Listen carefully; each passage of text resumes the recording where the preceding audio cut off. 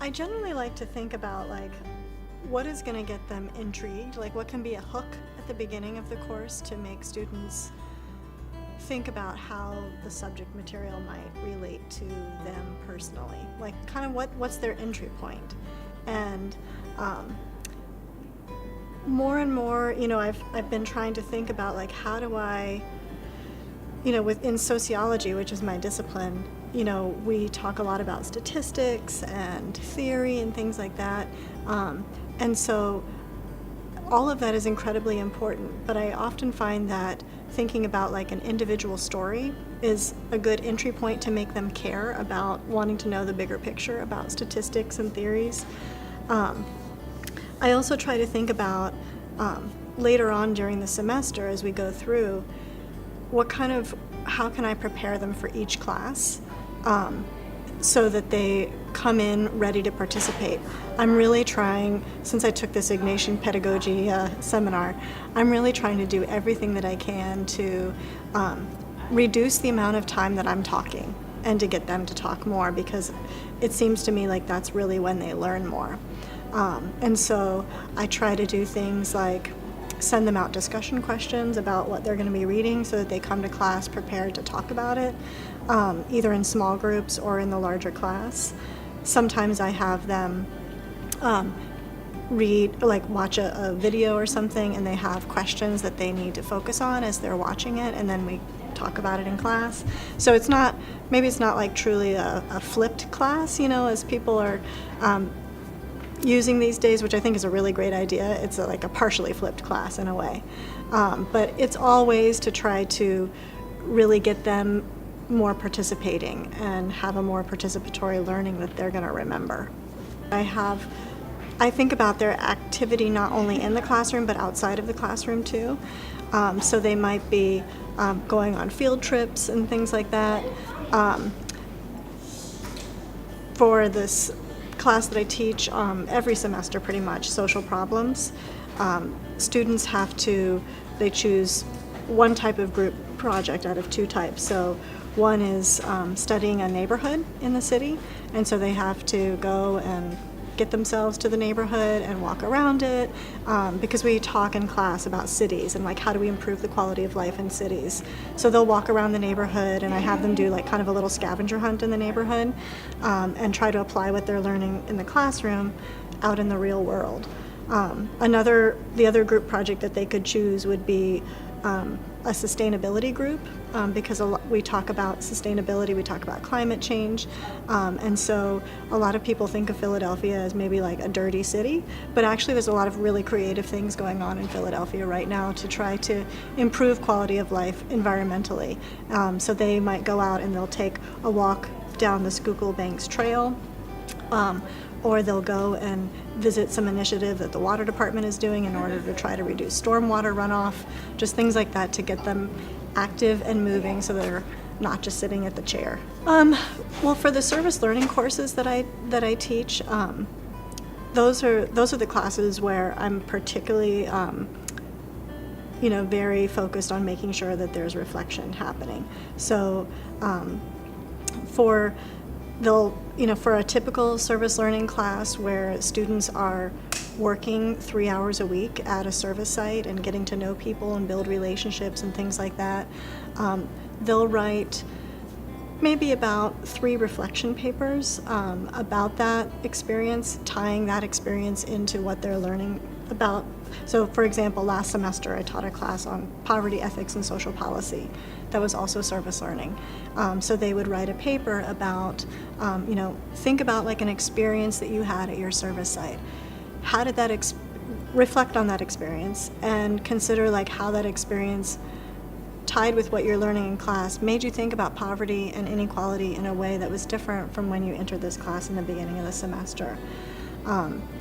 For another reflection paper in that class, they listened to this podcast with Father Greg Boyle, who works with gang members in Los Angeles, and he talks a lot about the concept of kinship, which is very much akin to what we talk about with Catholic social teaching, with solidarity.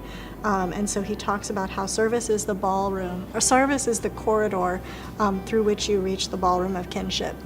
And so I had them reflect on how did your service, this semester help you to, maybe reach that ballroom of kinship with at least, in sort of like a larger gestalt kind of way.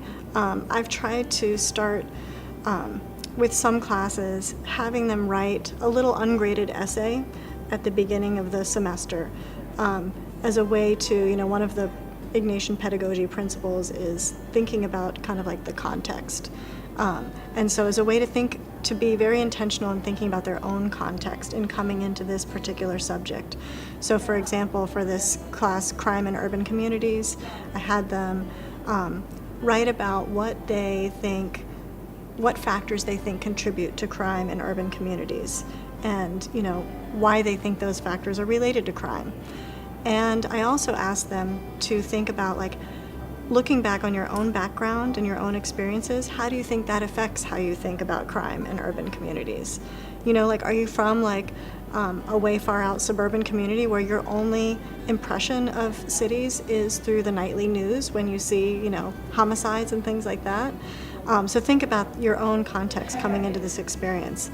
And then at the end of the semester, I give them back what they wrote in the beginning and ask them to evaluate it and think about if their thoughts have changed at all on it during the course of the semester. It's all ungraded, but it's just a way for them to kind of reflect on it.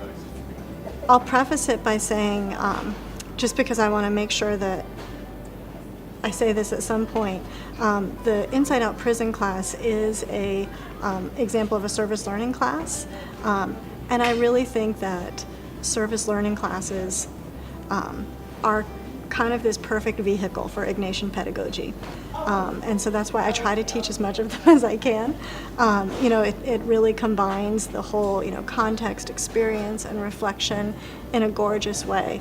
And so that's one of the things that I love about the Inside Out class is that, it has this experience component to it and a key reflection component as well. So what we do is, and this is part of a larger prison exchange program. It's an international program at this point. It started at Temple University. And instructors, we have over probably 600 instructors now trained in this. And instructors go for a week-long training, which is rather arduous. I did it back in the summer of 2007. And it's very much thinking about, like, how do we get students to participate in their own learning and knowledge process and build relationships with people that are from very different backgrounds than themselves. Building relationships with people that they don't normally come into contact with, at least normal, like in college students here at St. Joe's don't typically have a lot of experience in prison. And so, I've taught it several times here at St. Joe's. St. Joe's has always been really supportive. There's a few other instructors here that also teach the Inside Out class. And students go to a correctional facility once a week, about 15 St. Joe's students. In my case, it's a mixture of undergrad and graduate students from the criminal justice program. And we meet with 15 incarcerated students each week, and we read together, we have small and large group discussions together. It's very focused on building relationships. And students also towards the end of the semester work on a group project together. So for the last 3 weeks, it might be, like one group is working on, like, what ways can we better facilitate when people leave prison to help them reintegrate into society. Another group might be thinking about, like, how do we build more restorative justice practices within the criminal justice system. And so they work together. The groups are a mixture of inside and outside students. That's kind of our terminology. Inside students are students who are incarcerated. Outside students are the college students.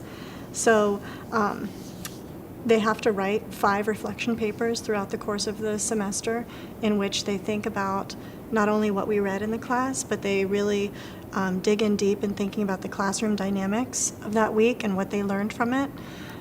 So it's a pretty intense class, and students come out on the other end of it. I think, many of them are very much changed from the experience, at least in terms of, and I'm talking about inside and outside students, in terms of being able to recognize the humanity in other people, and to try to jump across the preconceptions that we might have of other people. Not only that college students might have of people who are locked up, but also people who are locked up might have of college students. So